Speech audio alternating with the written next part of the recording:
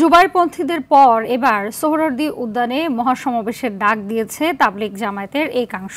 দিল্লির মাওলানা সাদ অনুসারীরা আগামী ৭ ডিসেম্বর মহাসমাবেশ করবেন। তারা দুপক্ষের মধ্যে একটি তৃতীয় পক্ষ রয়েছে যারা তাবলিগের এই দ্বন্দ্ব জিইয়ে রাখছে বলে অভিযোগ সাদপন্থীদের মুখপাত্র মুয়াজ বিন নূরের। সকালে তাবলিগ জামায়াতের বাংলাদেশ প্রধান কেন্দ্র কাকরাইলের মসজিদটি নিয়ন্ত্রণে নেয় তারা।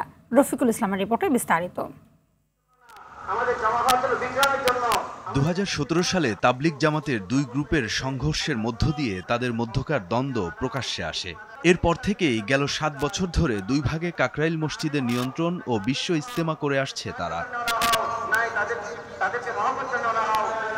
গত কয়েকদিন ধরে কাকরাইল মসজিদ ও টঙ্গীর ইজতেমা ময়দানের দখলকে কেন্দ্র করে তাবলিগ জামাতের দুপক্ষের মধ্যে দ্বন্দ্ব তীব্র হচ্ছে। দুপক্ষই পাল্টাপাল্টি বক্তব্য দিচ্ছে।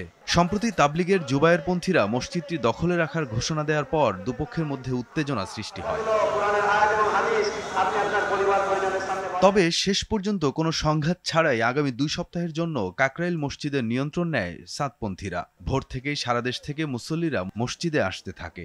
এক পর্যায়ে কাকরাইল ও তার আশপাশের এলাকা পরিপূর্ণ হয়ে যায়। বৈষম্য মুক্ত আমরা বাংলাদেশে, আমরা তাবলিগের ব্যাপারে বৈষম্য চাই না। হেফাজতের ইসলাম করবেন, কিন্তু তারা কি নিজেদের মধ্যে ইসলাম আনতে পারে নাই, তারা বিবাদ গড়ানোর চিন্তা ভাবনা করতেছে। তারা যেহেতু ৭ বছর ৮ বছর ধরে প্রথম পর্ব করেছে, আমাদেরকে ৭ বছর ৮ বছর প্রথম পর্ব ইজতেমা করার সুযোগ দেওয়া হোক। বিশ্ব ইজতেমায় মাওলানা সাদের আগমন নিশ্চিত করার দাবি মুখপাত্র মুয়াজ বিন নূরের।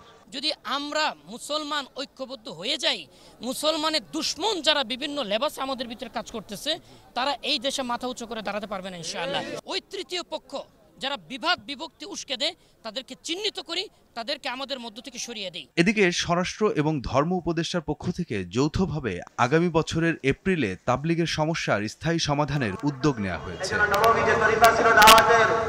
রফিকুল ইসলাম, RTV, ঢাকা।